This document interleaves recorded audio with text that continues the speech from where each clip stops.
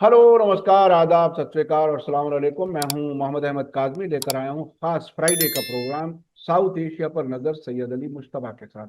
सैयद अली मुश्तबा साहब पिछले कई साल से हमारे लिए इस फ्राइडे के प्रोग्राम के लिए खास तैयारी करते हैं।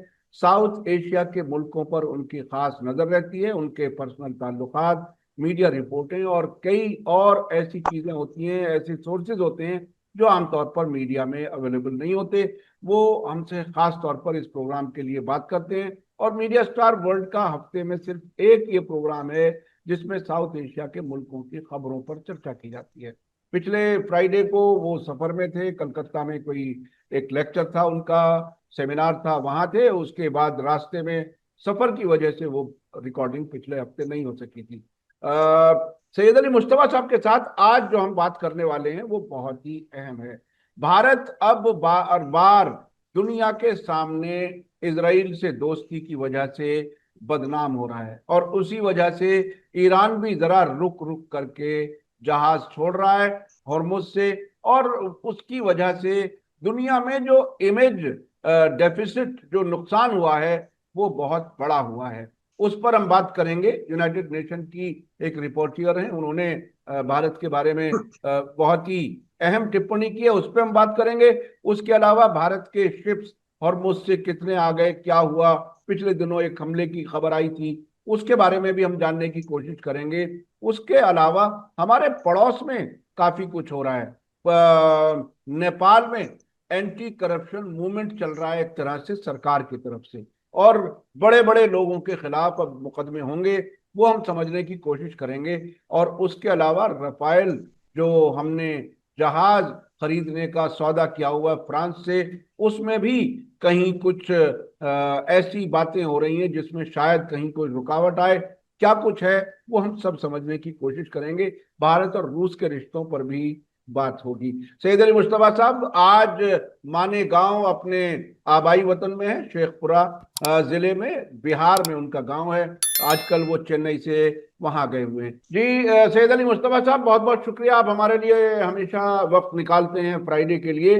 आप ये बताइए कि क्या है ये यूनाइटेड नेशन की एक जिम्मेदार ने भारत के इसराइल के मामले में, फिलिस्तीन के मामले में रवैये पर एक सख्त बयान दे डाला, क्या कुछ है? मोदी जी के लिए तो ये बार बार ह्यूमिलिएशन एक तरह से भारत के लिए है। शायद वो अंदर अंदर उससे खुश होते हो कि इसराइल के साथ हम बहुत ज्यादा जुड़े हुए हैं। क्या कुछ है, क्या खबर है?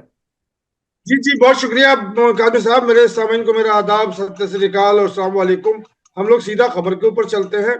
ये यूनाइटेड नेशन की एक रिपोर्टियर है पैलेस्टाइन के ऊपर।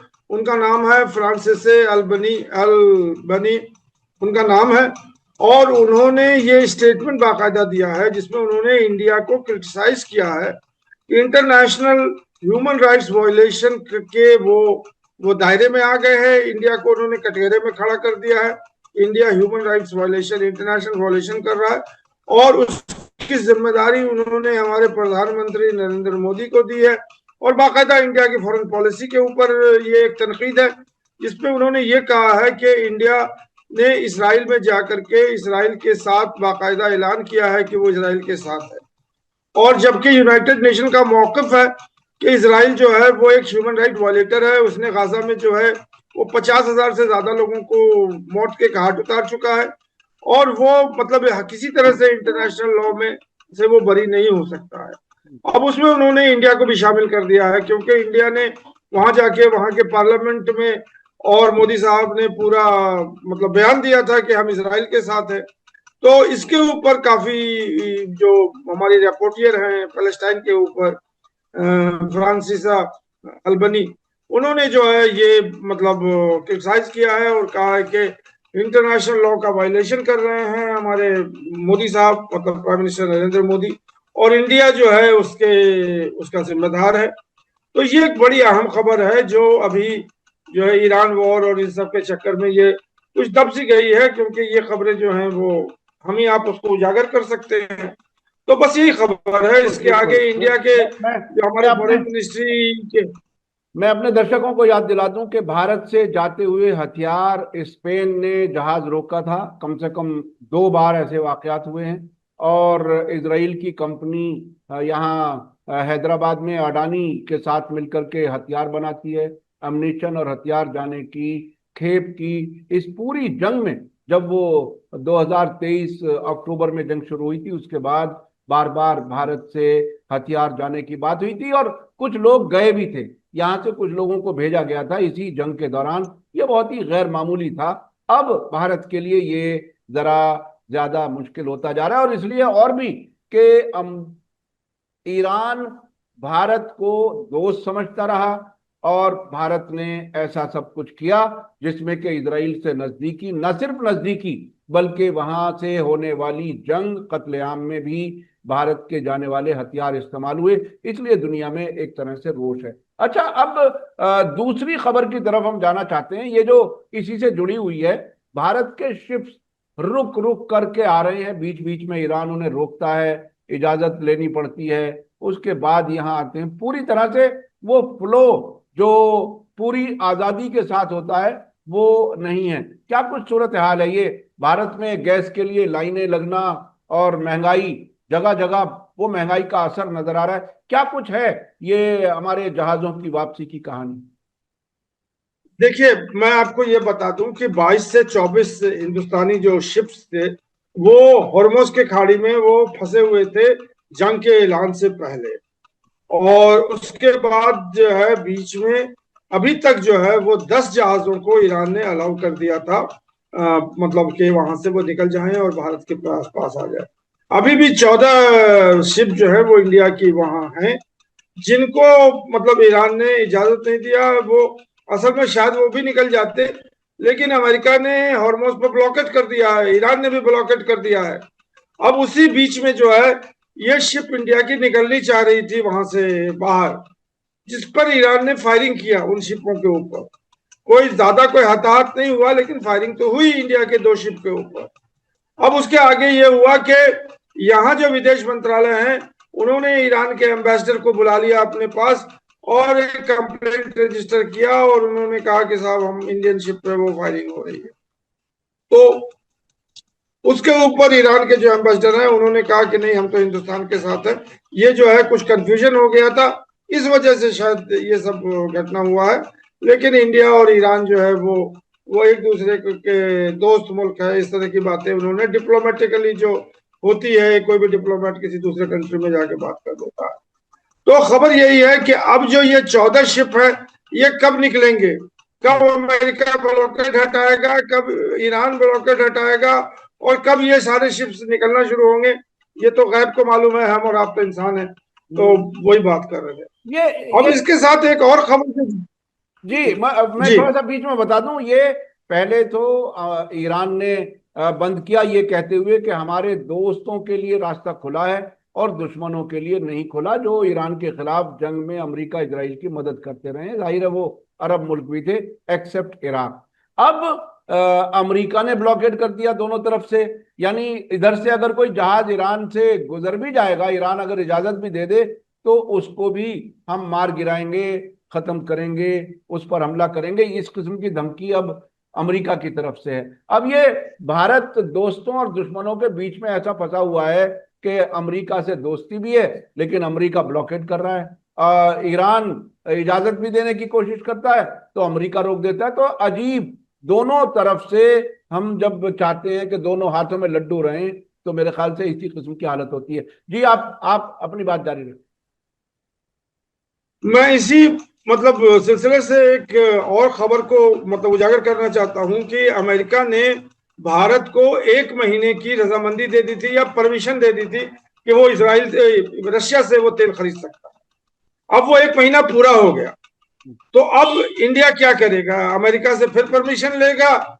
इसकी अभी तक कोई मतलब वजाहत नहीं हुई है, क्योंकि ये भी तो एक मसला है कि अमेरिका परमिशन देगा तो क्या आप ईरान से तेल लेंगे? तेल तो ईरान से अमेरिका कभी परमिशन नहीं देगा कि हम तेल लेंगे। और रशिया का परमिशन तो इंडिया का खत्म हो गया, परमिट जो उन्होंने दिया था 1 महीने का अमेरिका ने। तो ये भी एक मुअम्मा है जिसको देखिए कैसे खोलते हैं इंडिया के। अब वो कहाँ जाएंगे? अमेरिका से कहेंगे कि साहब आप हमें तेल दीजिए, या फिर वो रशिया से कहेंगे कि हम नहीं मानते। तो अगर वो रशिया के पास चले जाएंगे तेल लेने के लिए, तो फिर अमेरिका को और जो है ईरान को जो है दोनों को बाईपास करेंगे। ये बड़ा कॉम्प्लिकेटेड मामला है, लेकिन मामला तो है ही है। जी बिल्कुल, ये तकरीबन ऐसा हो गया जैसे कहते हैं ना, हमने अपनी टोपी दूसरे के हाथ में दे दी, अब वो फैसला करे हमारे लिए। ये भारत जैसे एक बड़े मुल्क के लिए ये बहुत बड़ी बेइज्जती की बात है कि हम कहाँ से चीजें खरीदेंगे, कहाँ से नहीं खरीदेंगे, उसका फैसला कोई और करे। और उन फैसलों के पीछे एप्स्टीन जैसा गंदा बेडरूम भी नजर आए कि वो एप्स्टीन में कौन कौन फंसा हुआ है, कहाँ कहाँ किस किस के नाम आ गए। देशों के फैसले मोसाद एजेंसी के जरिए चलाए गए एप्स्टीन तमाशे से जो गंदगी जो हमने अब तक महसूस की, जिसको हम जिक्र भी नहीं कर सकते बार बार, उसके नतीजे में दुनिया की आवाम किस हद तक परेशान है। आप हम जो गैस की लाइन में खड़े हैं वो भी उसी गंदे बेडरूम का निशाना लगता है, उसी के असरात लगते हैं। अच्छा, ये एक बहुत ही अजीब सी हालत है कि रूस से इजाजत मिले या ईरान से हम लें। हालांकि ईरान से अब तेल खरीदने का सिलसिला शुरू हो गया है। अब और आगे बढ़ करके आप कैसे देख रहे हैं ये, थोड़ा सा बीच में जिक्र कर लिया जाए। पाकिस्तान के मीडिएशन से बात आगे नहीं बढ़ पा रही। इस्लामाबाद में अमरीकी नुमाइंदे आकर के बैठे रहे, ईरान नहीं आया। इसमें तो पाकिस्तान की भी बड़ी बेइज्जती हो गई। क्या हो गया ये?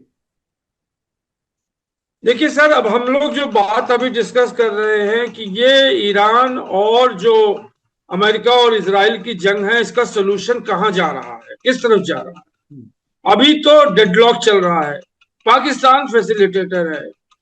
ईरान का दो दो डिमांड है, जिसमें एक डिमांड ईरान ने मान लिया है, एक डिमांड उसने कहा कि इस पर हम कोई कंप्रोमाइज नहीं कर सकते। एक तो वो हरमोज की खाड़ी के ऊपर है, जिसमें ईरान ने मान लिया कि हम इसको खोल देंगे, और उसने खोला भी था घंटों के लिए या किसी दिन के लिए। दूसरा, अमेरिका का कहना है कि आप यूरेनियम जो है, इनरिच्ड यूरेनियम, वो हमें हैंड ओवर कर दें, जंग खत्म हो जाए। इस पे ईरान ने कहा कि ये हमारी सॉवरेनिटी का मामला है, हमें हमें जो है मतलब हमारी मतलब कंट्री के मतलब बका का मामला है, तो वो तो हम कंप्रोमाइज नहीं कर सकते। अब आ जाइए कि ये जब डेडलॉक है, जब तक ये डेडलॉक खुलेगा नहीं तब तक तो कोई बात होगी नहीं। तो अब इसमें क्या है कि एडवांटेज मुझे अभी लग रहा है वो ईरान को ही है। और ये जो अभी सीज फायर का यूनिलैटरल एक्सटेंशन हुआ है, इसके अंदर मुझे लग रहा है कि अमेरिका शायद अलाउ कर दे ईरान को कि आप रख लीजिए अपने यूरेनियम।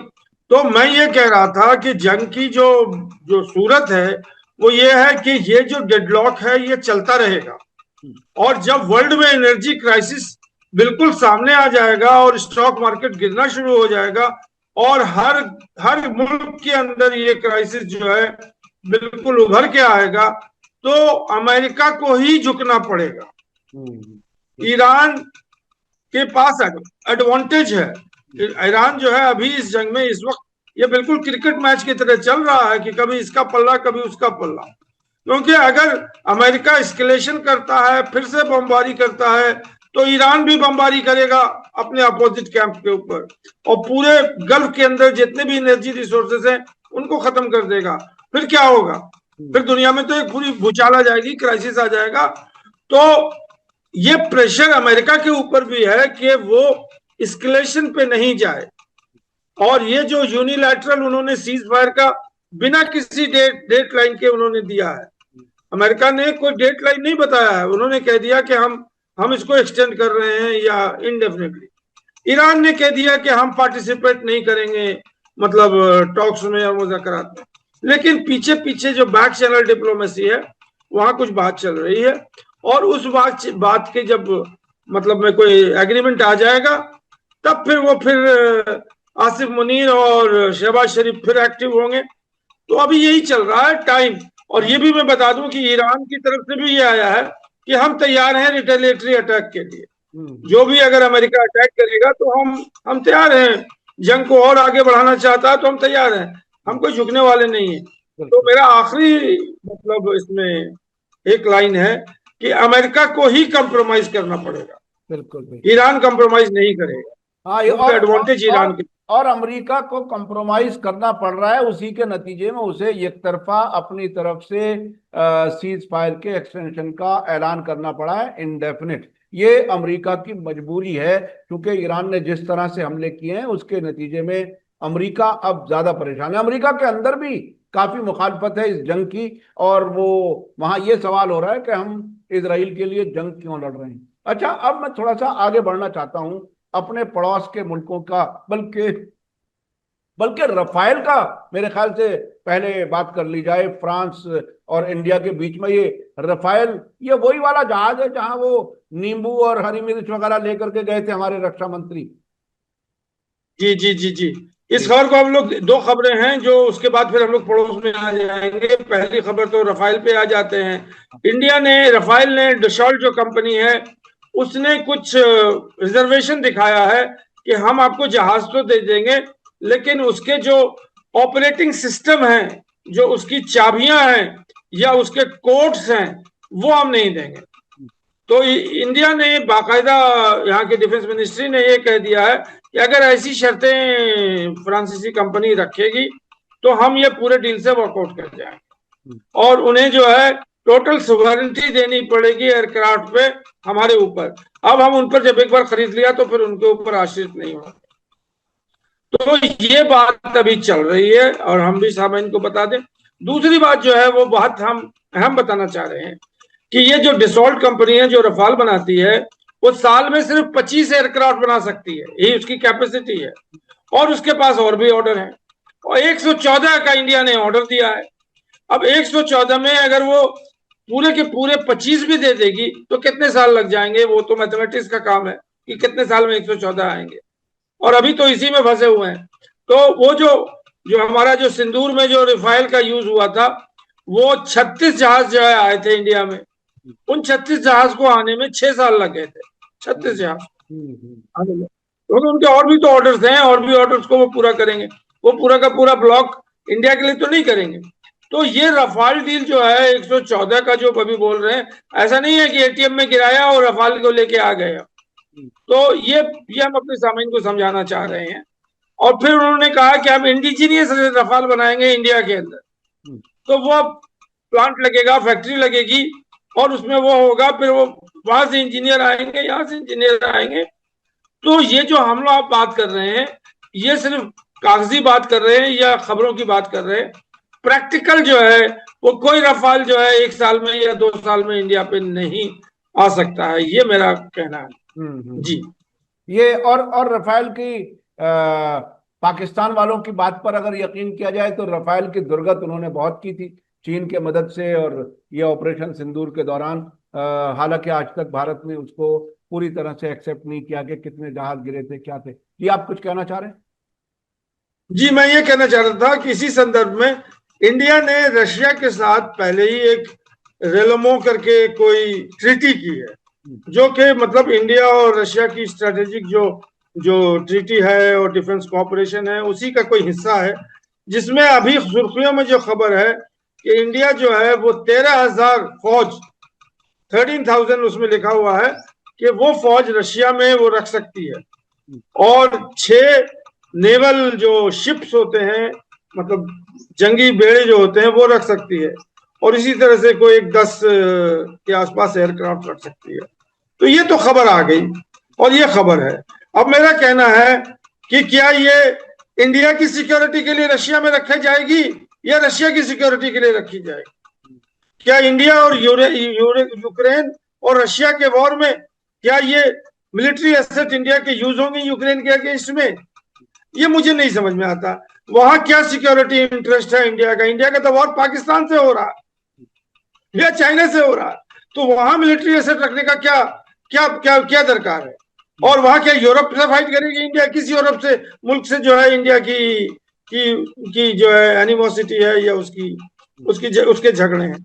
इंडिया के तो झगड़े हैं वो इंडिया के नेबर्स पे हैं। तो ये जो शगुफा इन्होंने डाला है कि वहां जाके रखेगी, तो मेरा तो अकल यही कहता है कि अब इंडिया जो है वो अपना पोजीशन बना रही है कि हम यूक्रेन के अगेंस्ट में हैं और रशिया के साथ हैं, और इसलिए ये एसेट को ले जा रहे हैं वहां पे, ताकि वो यूक्रेन के युद्ध में अमेरिका के अगेंस्ट यूक्रेन, और अमेरिका तो एक ही है, यूरोप भी एक है, तो उसके अगेंस्ट में हम अपना मोर्चा खोलेंगे।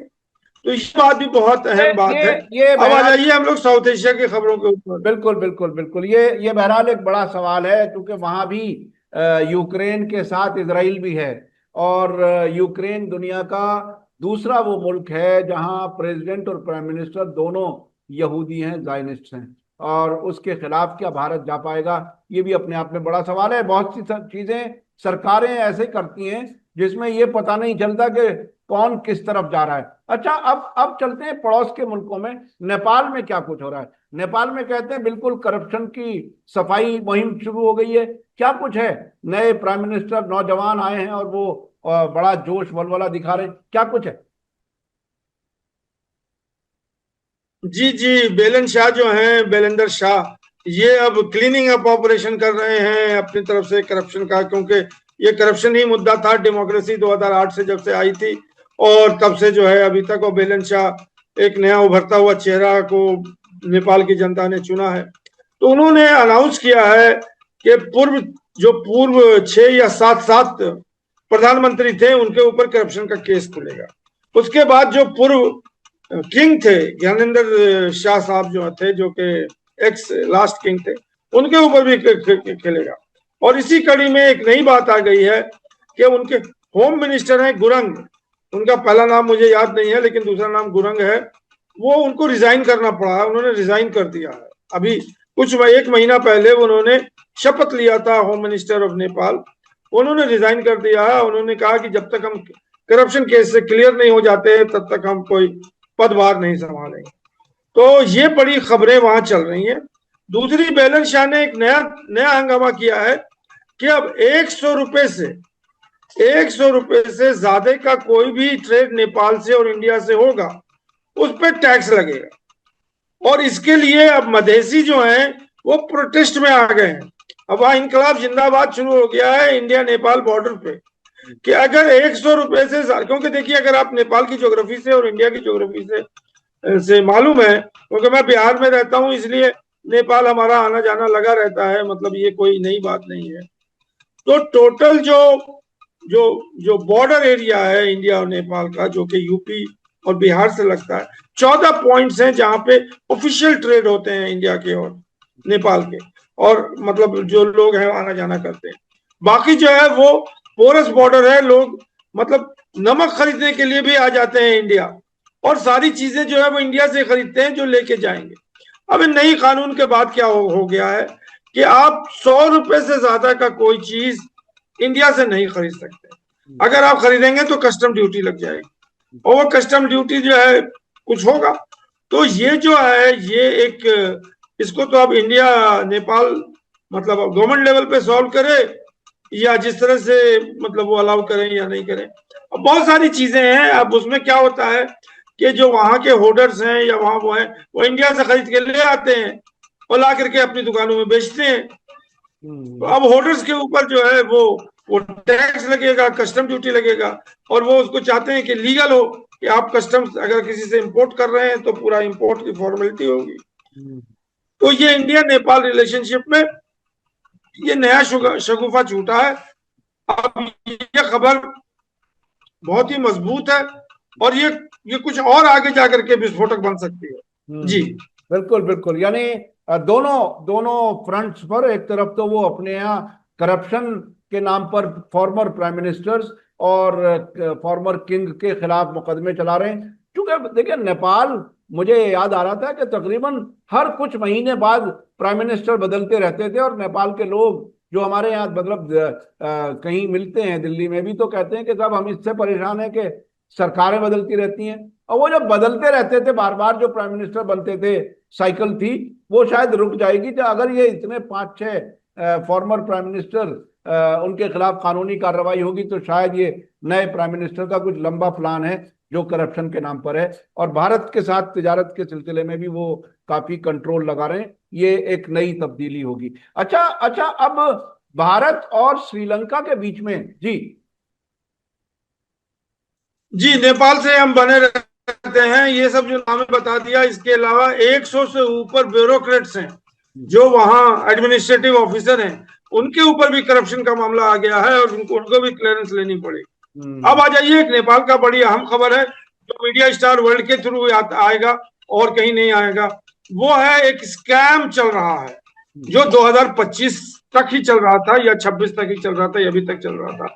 वो था ट्रेकिंग स्कैम, उसको ट्रैकिंग स्कैम कहते हैं। देखिए, ट्रेकिंग जो है वो हिमालय की ट्रेकिंग होती है और उसमें जो भी लोग हिमालय पहाड़ पे चढ़ना पाते हैं वो एक स्पोर्ट्स है जिससे दुनिया के लोग जो हैं वो इस स्पोर्ट्स के लिए आते हैं नेपाल। और नेपाल में पोखरा एक जगह है और भी बहुत सारी जगह हैं जहां से वो जो है मतलब पहाड़ों पे चढ़ते हैं और उसके लिए एक बाकायदा टीम होती है नेपालियों की जो कि उनको उनको ले जाती है ऊपर। उनको शेरपा कहते हैं और वो शेरपा उनको ले जाते हैं। उनके साथ एम्बुलेंसेस होती हैं, उनके साथ हेलीकॉप्टर्स होते हैं ताकि उनकी सिक्योरिटी बनी रहे। अब ये स्कैम ये हुआ है कि ये जो सारे विदेश से आते हैं ये अपना इंश्योरेंस करा लेते हैं, लाइफ इंश्योरेंस और सारी इंश्योरेंस, मेडिकल इंश्योरेंस।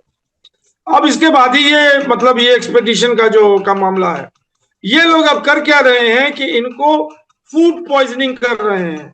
कुछ एक दिन के बाद जब वो खाना खाते हैं तो कुछ ऐसे पदार्थ मिला देते हैं ताकि उनके बदन में जो है वो सुस्ती आ जाए और वो आगे ना बढ़ सके।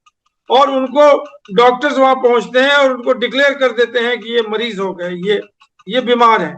उनको हेलीकॉप्टर जाती है, रेस्क्यू करके लाती है या हॉस्पिटल में बंद कर देती है। अब ये लोग जो है उनका इंश्योरेंस क्लेम करते हैं। ये इंश्योरेंस का मामला है। तो ये बहुत बड़ा स्कैम जो है, अभी करोड़ों रुपए का या उसका अभी मालियत नहीं बनाई गई है, जो कि 2001 से लेके अभी तक चल रही है। तो ये बहुत बड़ा स्कैम है। इस स्टोरी को हम लोग आगे भी फॉलो करेंगे कि इसमें क्या हुआ क्या नहीं हुआ।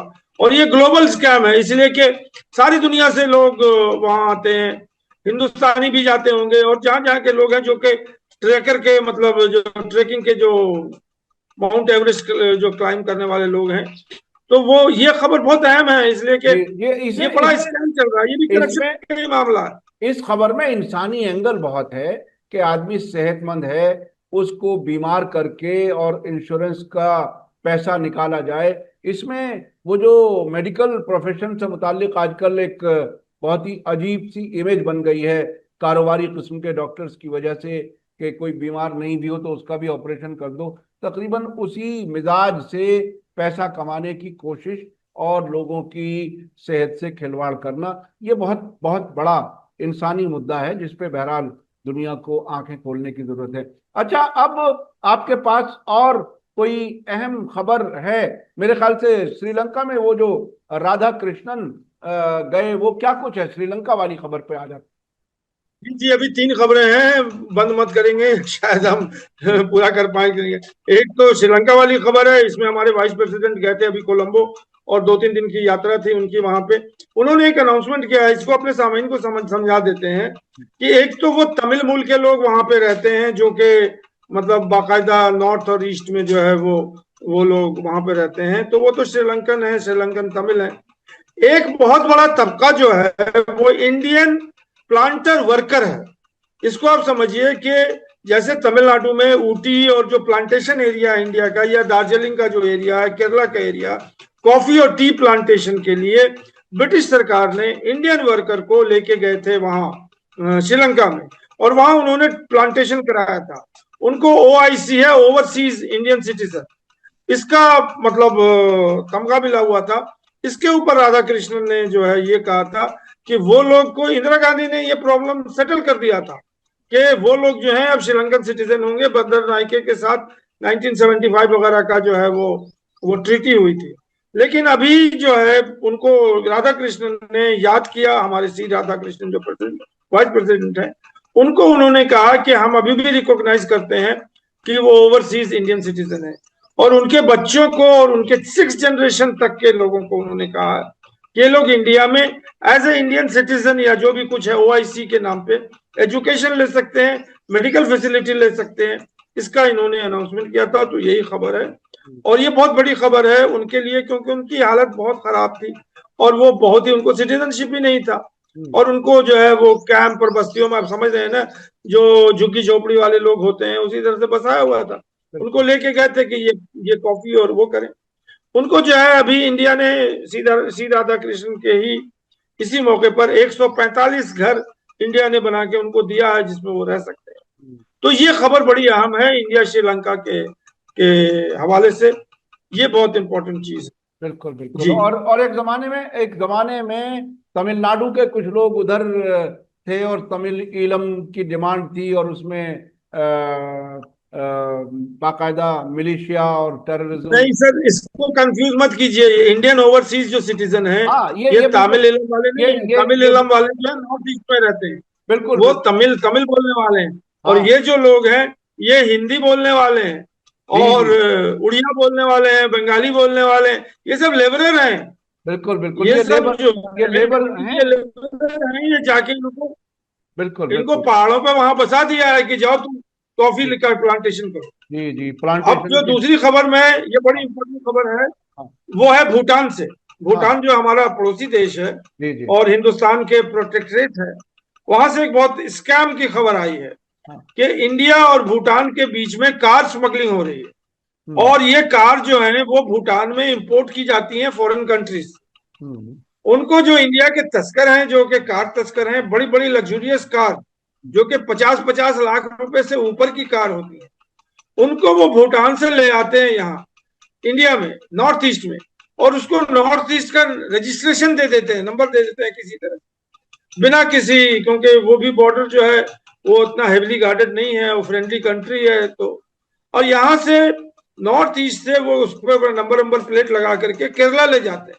हम्म अभी एक ऑपरेशन चल रहा है जिसमें भूटान की के जो कस्टम ऑफिशियल है, वो आके बैठे हुए हैं यहाँ मुन्नार में, केरला के अंदर, जो कि हम्म तमिलनाडु का बॉर्डर है, हिल स्टेशन है।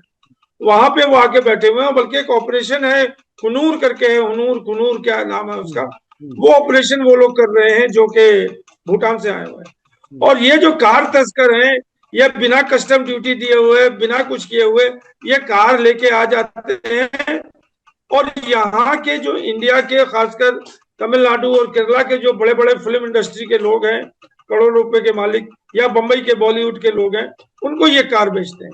तो हम्म। ये एक्सक्लूसिव है मीडिया स्टार वर्ल्ड का कि जी ये भी जी। चल रहा है। एक ये तो भूटान ये और जी हाँ, ये कार तस्करी हो रही है, और जाहिर है इसमें कहीं ना कहीं सरकारी लोग शामिल होंगे जो रजिस्ट्रेशन कर लेते हैं यहाँ बगैर ओरिजिन दे करके।